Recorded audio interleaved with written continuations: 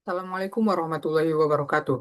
Perkenalkan nama saya Ahmad Sururi, NIM 230730002 dari Prodi Pendidikan Teknik Otomotif.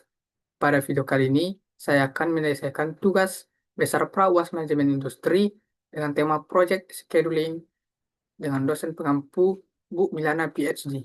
Oke, langsung saja.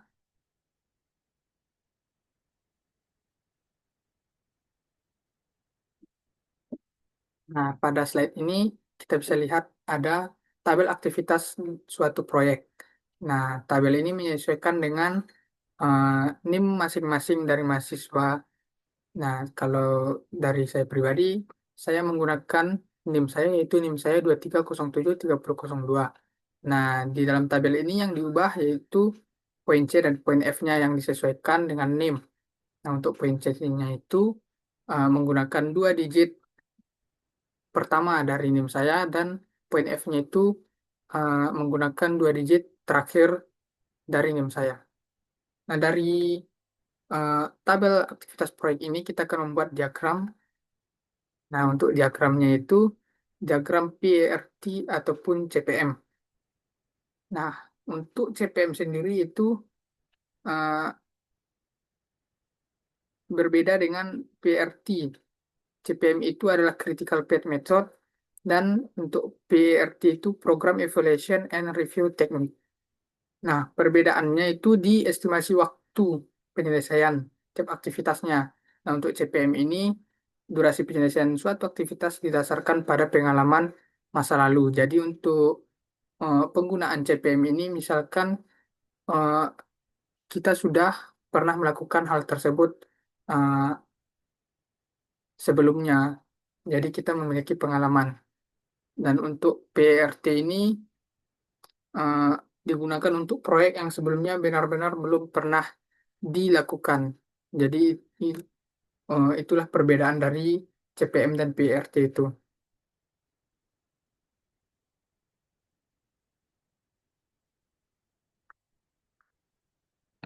Nah, untuk di sini sudah ada diagram PRT ataupun CPM. Nah, di dalam diagram ini ada beberapa notasi di dalam diagram ini. Ada IS atau early start itu atau yang artinya itu waktu mulai paling paling cepat. Nah, di sini itu IS-nya itu atau early start-nya itu di angka nol di angka nol kiri atas ini. Nah, ini adalah IS atau early start-nya. Dan ada latest start atau waktu mulai paling terlambat. Nah, itu berada di kiri bawah. Nah, jadi masing-masing angka ini memiliki makna yang berbeda-beda, teman-teman. Nah, untuk selanjutnya itu ada EF atau early finish atau bisa disebut juga dengan waktu mulai waktu selesai paling cepat. Nah, di sini pada diagram ini 12 ada 12 hari di sini. Itu tempatnya biasanya di eh, kanan atas dan yang di kanan bawah ini adalah latest finish atau waktu selesai paling lambat. Nah, ada juga ID ataupun identitas atau activity. Nah, itu adalah aktivitas baik itu A, B, C, D, dan seterusnya itu adalah disebut uh, activity ataupun identity. Nah, untuk durasinya itu ada di bawah tengah ini. Nah, itulah tadi notasi pada diagram PRT ataupun CPM. Nah, untuk langkah-langkah penggambaran dari diagram ini yaitu kita kaitkan dulu eh, dari berdasarkan informasi tentang aktivitas dan ataupun aktivitas yang mendahulunya atau preceding activity. Nah, preceding activity ini ada kita lihat tadi di tabel sebelumnya. Nah, ini ada preceding activity ini. Ini maksudnya adalah eh, kegiatan ataupun aktivitas yang mendahului yang sebelumnya. Nah, untuk aktivitas A itu tidak ada preceding activity karena dia adalah aktivitas eh, awal atau aktivitas mulanya. Begitu juga dengan C Nah, untuk C ini dia preceding activity-nya tidak ada, jadi bisa dimulai bersamaan dengan A ini.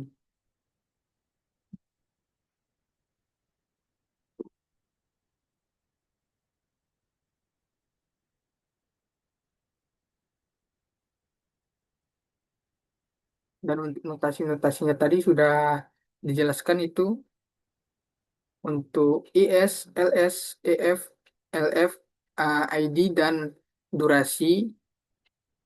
Nah, di dalam diagram ini, nah ini adalah gambaran diagram PRT atau CPM.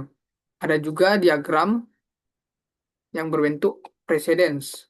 Nah, bedanya dengan diagram yang bentuk PRT ataupun CPM tadi itu bedanya hanya di uh, bedanya di penggunaan node yang digunakan dalam penggambaran ini. Yang tadi itu atau yang CPM itu menggunakan node lingkaran, sedangkan yang di precedence ini menggunakan node persegi. Dan untuk notasinya itu hanya beda dikit, itu ada di bagian SL atau slack. Nah, untuk slack ini itu uh, bisa disebut juga dengan tenggang waktu penyelesaian suatu kegiatan dari early start. Nah, jadi dia memiliki tenggang waktu. Nah, untuk contoh tenggang waktu di sini itu kita ambil di aktivitas aktivitas F contohnya.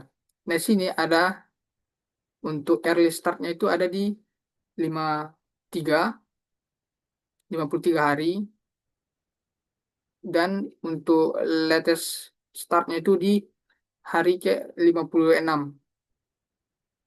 Nah, untuk menghitung eh, slack ini ataupun tenggang waktunya itu tinggal kita hitung selisihnya berapa. Jadi di sini tinggal dikurangin eh, latest startnya dikurang dengan early startnya. Dan di sini 56 dikurang 53 itu ada 3 hari tenggang waktu pengerjaan suatu aktivitas. Nah, itu adalah uh, slack tadi ataupun tenggang waktu suatu aktivitas.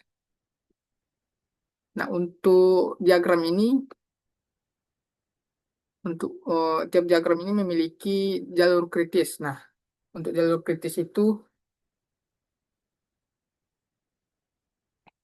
adalah jalur yang memang menentukan suatu aktivitas di dalam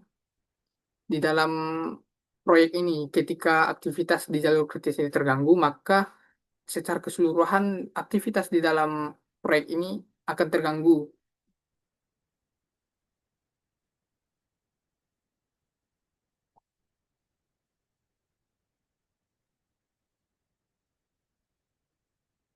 Nah, untuk jalur kritis di diagram PRT dan CPM maupun di diagram yang preseden itu sama, jalur kritisnya sama, yaitu di A, B, D, E, G, dan J.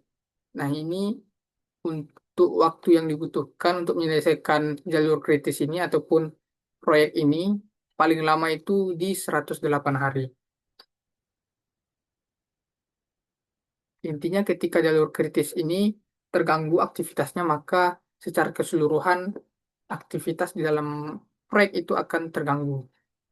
Nah, di diagram preseden ini juga sama, yaitu untuk di jalur kritisnya itu di A, B, D, E, G, dan J.